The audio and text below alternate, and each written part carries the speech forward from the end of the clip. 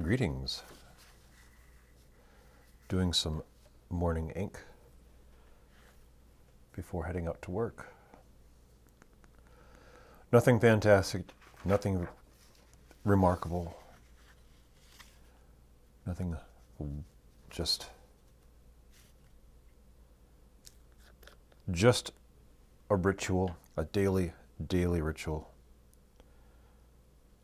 It's easy when you have something like this that you want to do, and it's easy for life and things to get in the way, and time evaporates so much, so fast, that before you know it,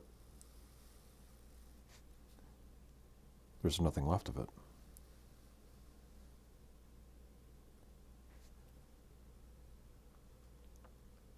And so doing this daily drawing has always been something of a ritual.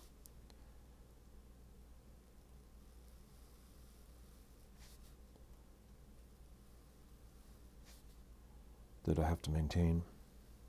Keeps my sanity. But it also keeps me on some kind of track of getting something done.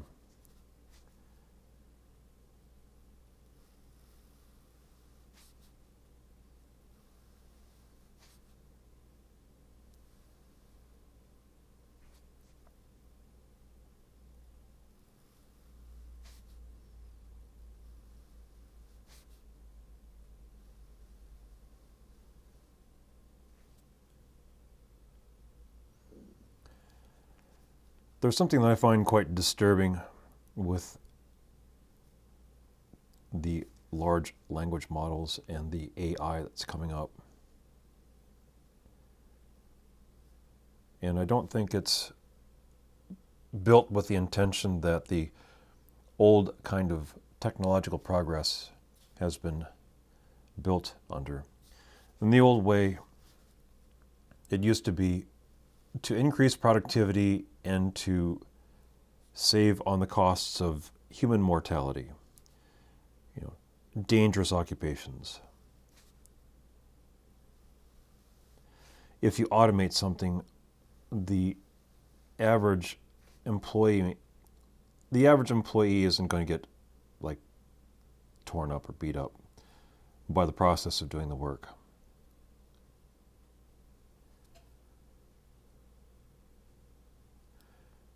And that's been one of the presumptions of technological innovation. One of the cost savings, because generally speaking, it wasn't solely about shaving costs.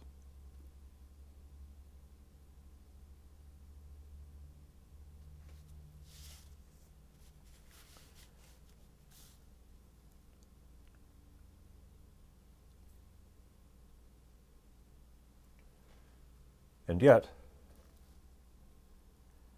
we have AI, which is doing a lot more than just shaving costs.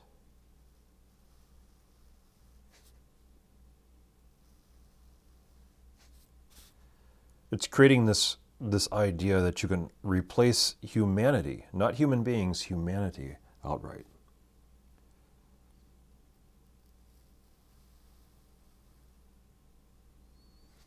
Because the defenders of AI will always point out to something like the typewriter.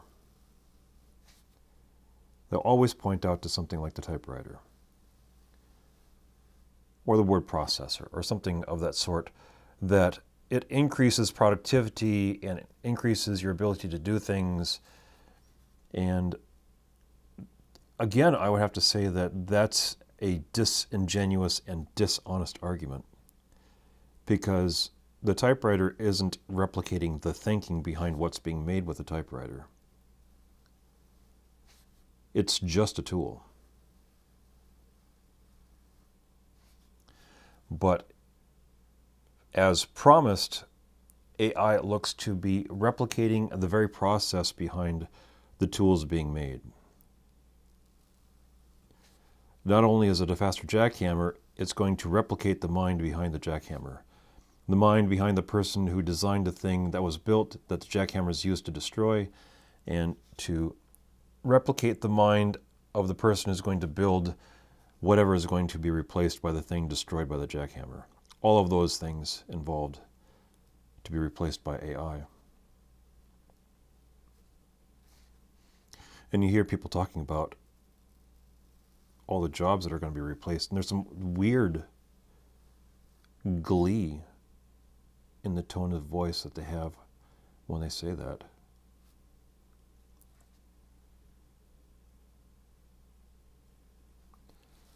It's kind of disturbing. And I'm kind of curious as to what kind of world we have developed here where just the average person has no problem with the idea of replacing human beings outright. And with the advent of AI, it's always been my conclusion that it's not AI itself that's going to replace human beings, it's going to be human beings because they desire to have a trade-off free interaction. Because every interaction, economic, personal, political, every interaction that's known to man has always been with trade-offs. That's part of the negotiating process, is to negotiate the trade-offs. I want something from this person over here, and this person wants something from that person over there, and they come to the negotiating table and they iron out their differences, the trade-offs to the deal.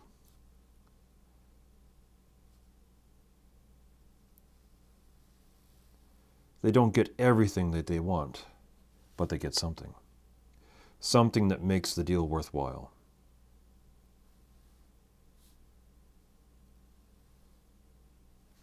And it appears that AI is going to replace that process completely by eliminating all the unnecessary trade-offs to whatever deal is being made. Or at least that's the promise.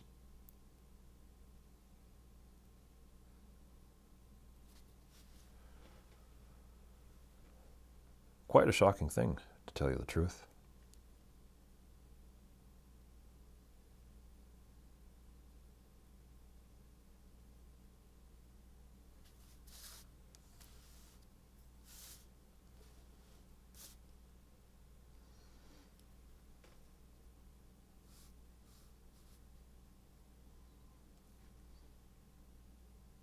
They glee in the idea of replacing people. They revel in the idea.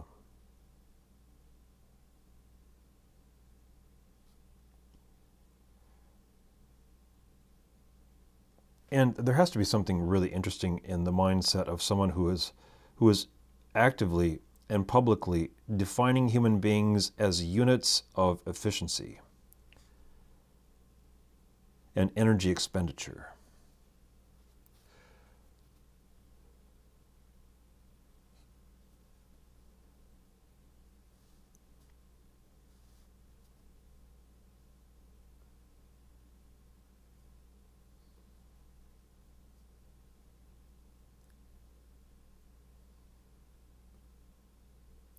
That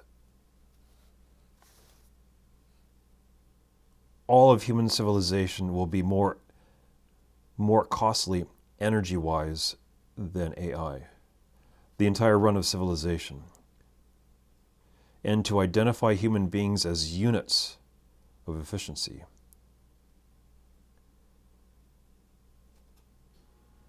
For whatever purpose. I guess to make sure that his precious little baby maintains its alleged profitability, future profitability. It's quite a shocking thing. I think there are some despots and tyrants in the past that had a higher opinion of humanity.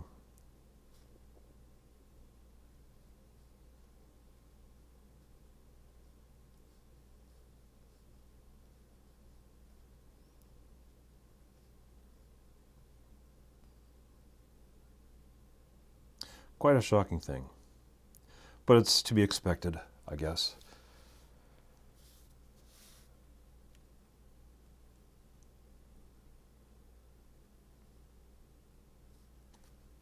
everything has now been relegated to the concept of costs. And when you have institutions and individuals who rail against costs, where their bottom line and bottom dollar is defined specifically on how many costs they cut, that right there convinces me that their industry has no more growth.